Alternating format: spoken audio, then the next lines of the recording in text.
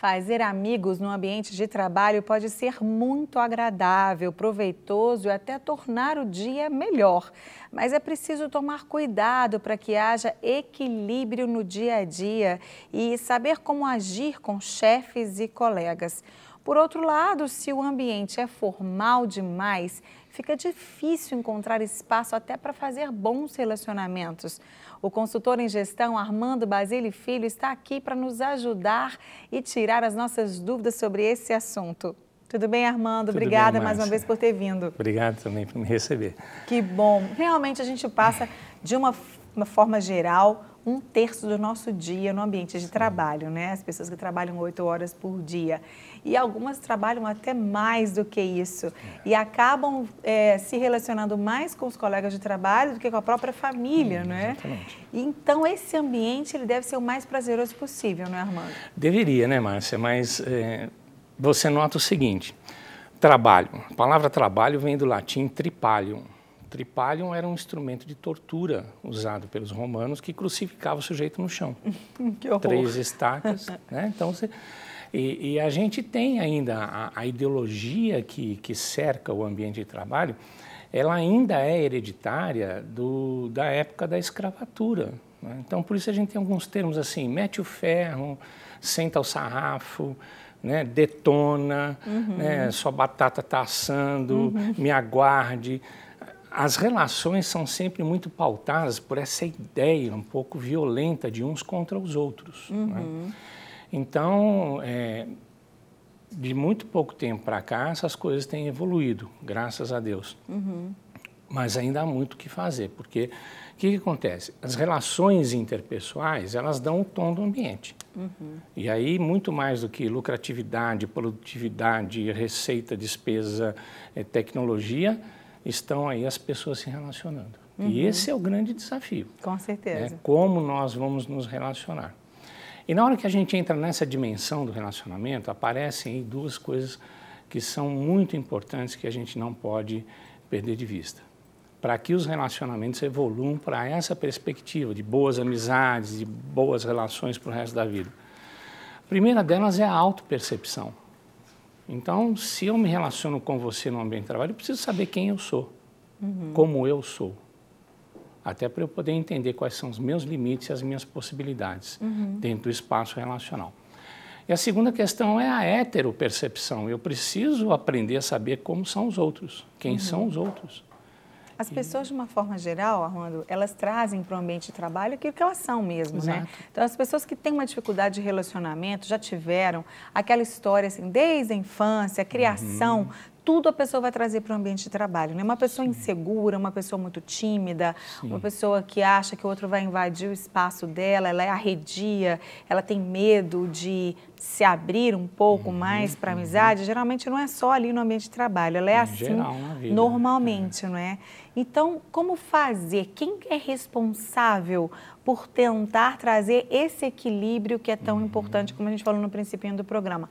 Nem ser um ambiente descontraído demais, que vai chegar até, às vezes, à falta de respeito, como às vezes a gente vê, né? Muitas vezes brinca-se demais, não se produz tanto, porque há muita brincadeira, há muita conversa, a descontração é exagerada, ou aquele ambiente formal demais, em que a pessoa parece que ela está tensa o tempo todo, ela se sente vigiada e ela não consegue também relaxar e não produz tanto quanto deveria. É o gestor da empresa, a empresa pode contratar alguém, quem vai ser responsável para dar esse tom à empresa? Tem alguém que tem que ficar meio que de olho para ver como é que está, se está excedendo, se está faltando? Olha, vamos entender o seguinte, o espaço do ambiente de trabalho, né? Empresa é um processo racional e formal, em qualquer lugar do mundo, né? Então, a empresa tem essa responsabilidade de prover as orientações, os recursos, as condições para que as pessoas estabeleçam ali uma relação saudável que favoreça a melhor produtividade. Essa é a lógica do processo. O que ocorre é que as pessoas vêm do jeito que são e, em geral, não são orientadas, treinadas, não são preparadas para conviver no seu ambiente de trabalho. Então, alguns clientes que que eu atendi ao longo da minha trajetória diziam o seguinte: mas não tem jeito, o pessoal não obedece, né? Agora, obedece o quê? Então, eu me lembro de uma pessoa que dizia assim: você tem lá as normas e os procedimentos da empresa? Ah, tenho, fica inclusive numa gaveta lá da minha mesa, quem quiser pode chegar lá e olhar. Não, isso para ser publicado. Né? Então, a publicação disso nem sempre é colocar no quadro de aviso. Então, as pessoas precisam ser... eu tive uma época na minha carreira que eu militei muito no treinamento introdutório. E aquilo era um receituário extremamente proveitoso, estratégico para que as pessoas soubessem aonde elas estavam, com quem elas estavam, o que podia, o que não podia, para que elas pudessem começar a trabalhar.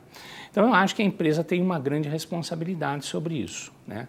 A estratégia de gestão adotada é que vai ter o ônus de cuidar para que isso seja bem feito. E é lógico, aí nós, consultores, estamos à disposição. Às vezes você tem na equipe da empresa pessoas capacitadas, mas a empresa em geral e o dono, ele tem a responsabilidade de explicar para as pessoas como é que nós vamos conviver aqui dentro, né, para a gente poder trabalhar e gerar um resultado de mercado que seja diferenciado. E que seja satisfatório, não apenas em números, né, mas a satisfação de cada um, né? O profissional, ele tem que estar satisfeito, ele sabe que ele está contribuindo para um processo e ele chega em casa com prazer de ter trabalhado, feito o trabalho dele bem e também ter um relacionamento gostoso, né? Existem as diferenças entre as empresas e a gente vai ver isso agora nessa matéria. Como será o relacionamento em diferentes perfis de empresas? Será que existe seriedade e formalidade em um ambiente descontraído? Será que pode ter isso? E será que há informalidade em empresas mais tradicionais? Vamos ver. E assim começou o expediente nesta agência de comunicação. A informalidade faz parte da cultura da empresa. Você pode escutar música tranquilo, ficar no seu fone e, por exemplo, vestimentas, pode vir de short, que é tranquilo, ninguém vai ficar te julgando não. Talvez eles achem até mais legal, porque eles vão te ver como uma pessoa mais excêntrica e talvez mais criativa por causa disso, né?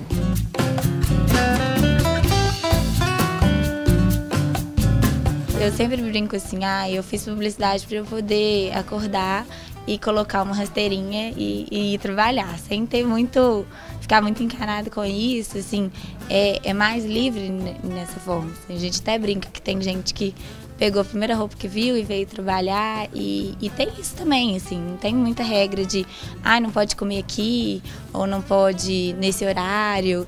Não tem muito isso, assim. A direção costuma organizar eventos fora do local de trabalho para os funcionários. Periodicamente a gente promove algum happy hour, né? A gente tem encontros, cafés da manhã para discutir assuntos relacionados ao nosso negócio, relacionados ao trabalho, num momento mais descontraído, que não seja no calor do trabalho, na hora que a gente tem que tomar decisão. Né? Então isso são algumas estratégias que a gente tem aqui.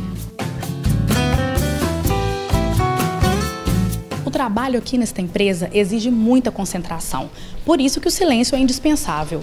Se o celular do funcionário tocar no meio do expediente, é preciso que ele saia da sala para atendê-lo. Nós construímos há alguns anos o Guia de Gestão Corporativa, que é um manual que norteia as nossas práticas e o nosso comportamento, que vale tanto para sócios quanto para colaboradores, gerentes, gestores, vale para todo mundo.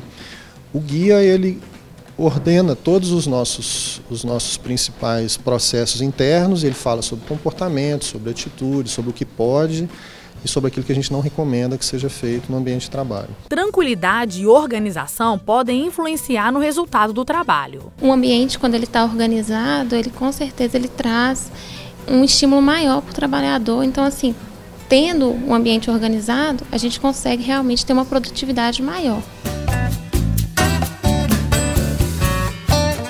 Mas a gente procura ter regras bem claras, não é da nossa cultura proibir, né, restringir.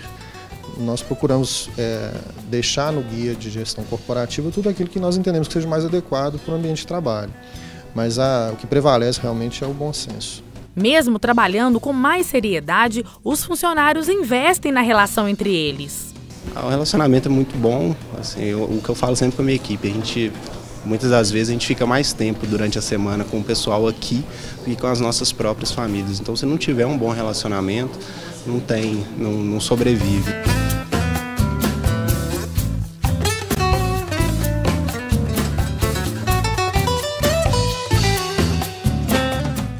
É muito bacana, né? A gente vê assim, realmente cada empresa, o tipo de trabalho tem um perfil, né, Armando? Exato. A gente vê, os publicitários geralmente eles são bem mais à vontade, porque eles trabalham com a criação de uma forma geral, né? Então eles têm que ter um pouco mais de liberdade até para a mente deles fluir, né? mais, né? Os outros, eles têm um trabalho meio metodológico, talvez, mais técnico, e isso tudo interfere, né? Até a maneira de se vestir, de se comportar. E aí, é por aí mesmo? Essa formalidade também, ela beneficia, né? Porque no escritório de contabilidade o pessoal está muito atento ali a detalhes, ele precisa de concentração, ele precisa de quietude, né? É verdade. Então, a estratégia vai diferenciar de um ambiente para outro. Mas a riqueza está exatamente nessa perspectiva que o Senhor criou de sermos diferentes uns dos outros, 7 bilhões de alternativas na face da Terra, né? E nos completarmos, né? Então, o grande desafio é esse, né? O que eu acho que é fundamental é perceber isso. No ambiente de trabalho, primeiro você tem que entender que você está num ambiente racional e formal, mesmo na agência de publicidade. Por quê? Porque existem regras lá estabelecidas, existem normas que precisam ser obedecidas, né? E existe uma cultura que historicamente vem sendo construída, você não pode desprezar. Então é aquela coisa, por mais que a gente venha para a empresa sendo do jeito que a gente em algum momento, ou alguém tem que nos dizer, como é o caso do treinamento introdutório, ou eu tenho que perceber que eu não posso na empresa ser do jeito que eu sou fora dela. O que não quer dizer que eu tenho que ser uma coisa dentro da empresa e outra não. Dentro da empresa eu tenho que conhecer os limites do espaço relacional. Porque algumas empresas usam muito a pecha de aqui somos uma família. Né? E a gente aprende com a vida que não existe família perfeita. Então, a comparação corre um risco. É verdade, com certeza. E em casa, você jamais vai fazer coisas que você faz na empresa e vice-versa. Então, é preciso prestar atenção nesse tipo de coisa, para que as relações não se tumultuem. Porque porque quero conversar com você desse jeito, usar esse palavreado, a empresa não permite. Né? Tem empresas que organizam para as pessoas, olha, aqui o tratamento ele é formal, então o seu chefe é chamado de senhor, né, o diretor e não sei o que. Tem outras que não. É verdade. Né? Então depende muito do que é concebido para que se criar. Agora, com muito cuidado para não ser uma coisa fantasiosa, porque senão as pessoas saem da realidade e aí já gera uma consequência destrutiva. Verdade. Né? O ideal também é a pessoa conhecer bastante o perfil da empresa até antes de entrar, Sim, não é? A pessoa, quando ela vai fazer uma entrevista, ela já tem que conhecer o perfil dela. Claro que as regras, tudo mais, ela vai se aprofundar depois que ela já estiver lá dentro, mas não adianta você entrar numa empresa achando que ela é totalmente diferente daquilo que ela realmente não é? O fato, Armando, também da pessoa chegar numa empresa, a pessoa chegar no ambiente de trabalho e ela não gostar do que ela faz, porque isso acontece, infelizmente. Muitas pessoas trabalham, estão em determinados lugares porque precisam, não encontraram outra coisa e estão ali. E essas pessoas geralmente não estão tão satisfeitas, porque elas não estão fazendo o que elas gostam. E essas pessoas, elas conseguem separar isso? Elas conseguem separar isso para o relacionamento, para o ambiente de trabalho? Isso vai depender muito da qualidade do ambiente, né? Da cultura que é estabelecida das relações ali, porque aí o desafio nos dias de hoje, inclusive, é esse, né? Não é você procurar fazer só o que gosta, né? Porque eu digo o seguinte, se todo mundo fizesse só o que gosta, ninguém ia fazer nada, né? Todo mundo fica na praia. Então, você tem o desafio de aprender a gostar do que faz. E nesse processo, você passa por uma experiência de descoberta aí que pode ser extremamente benéfica para a sua vida.